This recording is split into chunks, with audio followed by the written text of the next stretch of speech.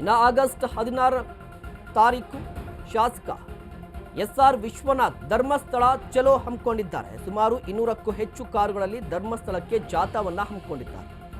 August 16ನೇ ತಾರೀಕು ಯಲಹಂಕದಿಂದ ಧರ್ಮಸ್ಥಳದವರೆಗೂ ಕೂಡ ಯಾತ್ರೆಯನ್ನ ಮಾಡ್ತಾರೆ. ಧರ್ಮಸ್ಥಳದ ಬಗ್ಗೆ ಅಪಪ್ರಚಾರ ಮಾಡ್ತಾ ಇದ್ದಾರೆ ಅಂತ ಕಿಡಿಕಾರಿರುವ ಶಾಸಕರು ಈಗಾಗಲೇ ಧರ್ಮಸ್ಥಳ ಚಲೋವನ್ನು ಕೂಡ ಹಮ್ಮಿಕೊಂಡಿದ್ದಾರೆ. ಧರ್ಮಸ್ಥಳ ಚಲೋ ಬಗ್ಗೆ ವಿಶ್ವನಾಥ್ ಅವರು ಮಾಹಿತಿಯನ್ನು ಕೊಟ್ಟಿದ್ದಾರೆ. 16ನೇ ತಾರೀಕು ಧರ್ಮಸ್ಥಳ ಚಲೋ ಹಮ್ಮಿಕೊಂಡಿದ್ದಾಗಿ ಮಾಹಿತಿಯನ್ನು ಕೊಟ್ಟಿದ್ದಾರೆ. ನೋಡಿ, ನಿಲ್ಲಬೇಕು ಅಂತೇಳಿ 16ನೇ ತಾರೀಕು ಬೆಳಗ್ಗೆ 6 ಗಂಟೆಗೆ ನಮ್ಮ ಗ್ರಾಮದಿಂದ ನಾವು ಕಾರುಗಳಲ್ಲಿ ಹೋಗ್ತಾ ಇದ್ದೀವಿ. ನಾವು ಸುಮಾರು ನಾನು ಮೊದಲು 200 ಅನ್ಕೊಂಡಿದ್ದೆ, ಆದರೆ ನಿನ್ನೆವರೆಗೂ 375 ವೆಹಿಕಲ್ಗಳ ಸಂಖ್ಯೆ ಕೊಟ್ಟಿದ್ದಾರೆ. ಬಹುಶಃ ಅದು ಇನ್ನೂ ಜಾಸ್ತಿ ಆಗ್ಬೋದು. ಸೊ ನಾವು ಇಲ್ಲಿಂದ ನೇರವಾಗಿ ಧರ್ಮಸ್ಥಳಕ್ಕೆ ಹೋಗಿ ಅಲ್ಲಿ ಧರ್ಮಸ್ಥಳದ ಸ್ವಾಮಿಯ ಪೂಜೆಯನ್ನು ಮಾಡಿ, ಇದರಲ್ಲಿ ಯಾರಿಗೆ ತಪ್ಪಾಗಿದ್ರೆ ಅವ್ರಿಗೆ ಶಿಕ್ಷೆಯನ್ನು ಕೊಡಲಿ, ಯಾರು ಈ ದೇವಸ್ಥಾನದ ಬಗ್ಗೆ ಅಪಪ್ರಚಾರವನ್ನು ಮಾಡ್ತಾರೆ ಅವರಿಗೆ ಸರಿಯಾದ ಶಿಕ್ಷೆ ಆಗಬೇಕು ಅಂತೇಳಿ ನಾವು ಪೂಜೆಯನ್ನು ಸಲ್ಲಿಸಿ ಅಲ್ಲಿಂದ ನಾವು ಭಾನುವಾರ ಬೆಳಗ್ಗೆ ಮತ್ತೆ ಬೆಂಗಳೂರಿಗೆ ವಾಪಸ್ ಬರ್ತೀವಿ.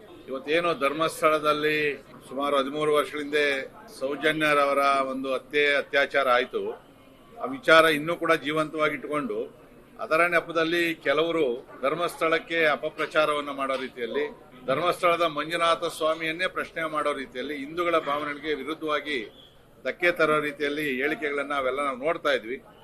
ಆದರೆ ಯಾವತ್ತೂ ಈ ಸೌಜನ್ಯಳ ಕೇಸನ್ನು ಪಕ್ಕಕ್ಕಿಟ್ಟು ಅದರ ನೆಪದಲ್ಲಿ ನಮ್ಮ ಹಿಂದೂ ಧಾರ್ಮಿಕ ಕೇಂದ್ರದ ಮೇಲೆ ಕೂಡ ಇವರು ನೇರವಾಗಿ ಆಪಾದನೆಯನ್ನು ಮಾಡೋದು, ಕೆಟ್ಟ ಹೆಸರು ತರಕ್ಕೆ ಬಂದಾಗ ನಾವು ಯಲಹಂಕದಲ್ಲಿ ನಾವು ನಮ್ಮ ಮುಖಂಡರೆಲ್ಲ ತೀರ್ಮಾನವನ್ನು ಮಾಡಿದ್ವಿ, ನಾವು ಧರ್ಮಸ್ಥಳದ ಪರವಾಗಿ ನಿಲ್ಲಬೇಕು ಅಂತೇಳಿ 16ನೇ ತಾರೀಕು ಬೆಳಗ್ಗೆ 6 ಗಂಟೆಗೆ ನಮ್ಮ ಗ್ರಾಮದಿಂದ ನಾವು ಕಾರುಗಳಲ್ಲಿ ಹೋಗ್ತಾ ಇದ್ದೀವಿ. ನಾವು ಸುಮಾರು ನಾನು ಮೊದಲು 200 ಅನ್ಕೊಂಡಿದ್ದೆ, ಆದರೆ ನಿನ್ನೆವರೆಗೂ 375 ವೆಹಿಕಲ್ಗಳ ಸಂಖ್ಯೆ ಕೊಟ್ಟಿದ್ದಾರೆ. ಬಹುಶಃ ಅದು ಇನ್ನೂ ಜಾಸ್ತಿ ಆಗ್ಬೋದು.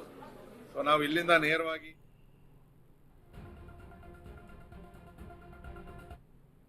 ಯಾರಿಗೆ ಇನ್ನು ಧರ್ಮಸ್ಥಳದ ಬಗ್ಗೆ ಅಪಪ್ರಚಾರ ಆರೋಪದ ಹಿನ್ನೆಲೆಯಲ್ಲಿ ಹಿಂದೂ ಸಂಘಟನೆಗಳು ಆಕ್ರೋಶವನ್ನು ಹೊರಹಾಕಿವೆ. ಡಿಜಿ ಐಜಿಪಿಗೆ ದೂರನ್ನ ಸಲ್ಲಿಕೆ ಮಾಡಲಾಗಿದೆ. ಧರ್ಮಸ್ಥಳ ವಿರುದ್ಧ ಅವಹೇಳನಕಾರಿ ಹೇಳಿಕೆ ನೀಡ್ತಾ ಇದ್ದಾರೆ, ಉದ್ದೇಶ ಪೂರ್ವಕವಾಗಿ ನಿಂದನೆ ಮಾಡ್ತಾ ಇದ್ದಾರೆ, ಟೀಕೆಗಳನ್ನು ಮಾಡ್ತಾ ಇದ್ದಾರೆ, ಹಿಂದೂಗಳ ಭಾವನೆಗಳಿಗೆ ಧಕ್ಕೆ ತರುವ ಕೆಲಸ ಮಾಡ್ತಾ ಇದ್ದಾರೆ, ಉದ್ದೇಶ ಪೂರ್ವಕವಾಗಿ ಮಾಡಿದ್ರೆ ಕಾನೂನು ಕ್ರಮ ತೆಗೆದುಕೊಳ್ಳಿ ಅಂತ ಹೇಳಿ BNS 299 ಅಡಿಯಲ್ಲಿ ಕ್ರಮ ಕೈಗೊಳ್ಳುವಂತೆ ಮನವಿಯನ್ನ ಮಾಡಲಾಗಿದೆ. ಡಿಜಿ ಐಜಿಪಿಗಳಿಗೆ ದೂರು ಸಲ್ಲಿಕೆ ಆಗಿದೆ. ಗಮನಿಸ್ತಾ ಇರ್ಬೋದು, ಒಂದು ಕಡೆ ತನಿಖೆ ಆಗ್ತಾ ಇದೆ, ಮತ್ತೊಂದು ಕಡೆ ಉತ್ಖನನ ನಡೀತಾ ಇದೆ. ಇದರ ನಡುವೆ ಧರ್ಮಸ್ಥಳದ ವಿರುದ್ಧ ಷಡ್ಯಂತ್ರ ಅನ್ನುವ ಆರೋಪವೂ ಇದೆ. ಜೊತೆಗೆ